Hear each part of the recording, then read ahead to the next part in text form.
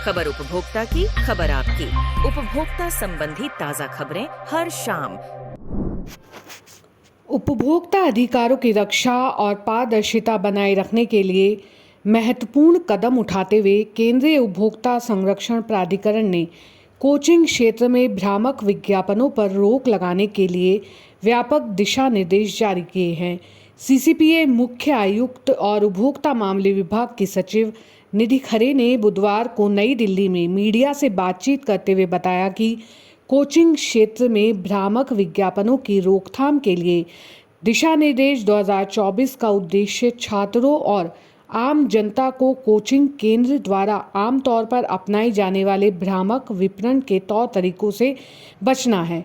Coaching क्षेत्र में भ्रामक विज्ञापन रोकथाम के लिए दिशा निर्देशों पर तत्कालीन सीसीपीए मुख्य आयुक्त की अध्यक्षता में एक समिति गठित की गई थी और उसमें केंद्रीय उपभोक्ता संरक्षण प्राधिकरण, कार्मिक एवं प्रशिक्षण विभाग, शिक्षा मंत्रालय, लाल बहादुर शास्त्री राष्ट्रीय प्रशासन अकादमी, राष्ट्रीय विधि विश्वविद्यालय दिल्ली, विधि फर्म और उद्योग हितधारकों जैसे संगठनों के प्रतिनिधि शामिल थे।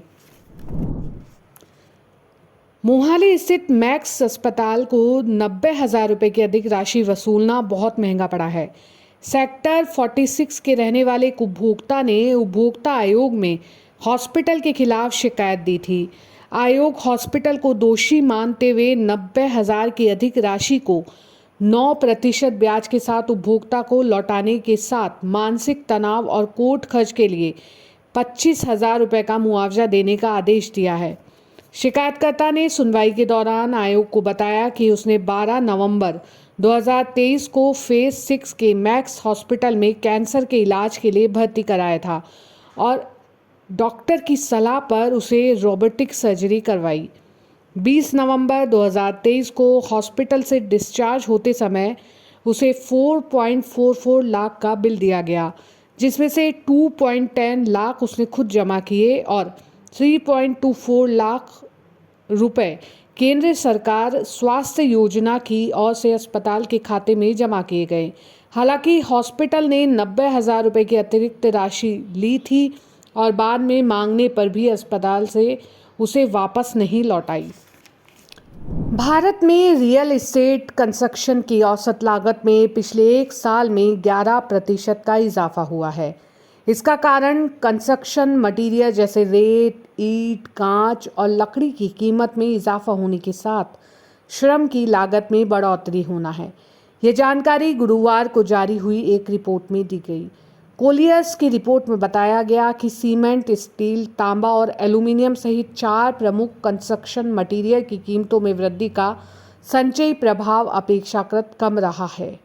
पिछले 12 महीनों में औसत सीमेंट की कीमतों में 15% की भारी गिरावट देखी गई है, जबकि औसत स्टील की कीमतों में 1% की मामूली कमी देखी गई है। कोलियर्स इंडिया के मुख्य कार्यकारी अधिकारी ने कहा कि लेबर कुल कंस्ट्रक्शन लागत का करीब 1/4 है। लेबर लागत साल में 25% बढ़ने के कारण कंस्ट्रक्शन बजट बढ़ गया है। इससे ऑपरेशनल खर्चों में इजाफा हुआ है। फेस्टिव सीजन में भारत के टेक और ड्यूरेबल सेक्टर में 13% की वैल्यू ग्रोथ दर्ज की गई है। इसकी वजह विभिन्न कैटेगरी में मजबूत मांग रहना था। यह जानकारी गुरुवार को जारी हुई एक रिपोर्ट में दी गई।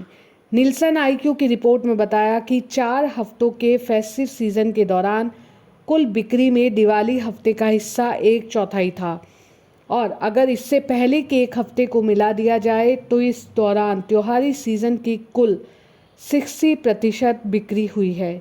बड़े उपकरण, पैनल टेलीविज़न, स्मार्टफोन और लैपटॉप जैसी कैटेगरी में मजबूत वृद्धि देखी गई है।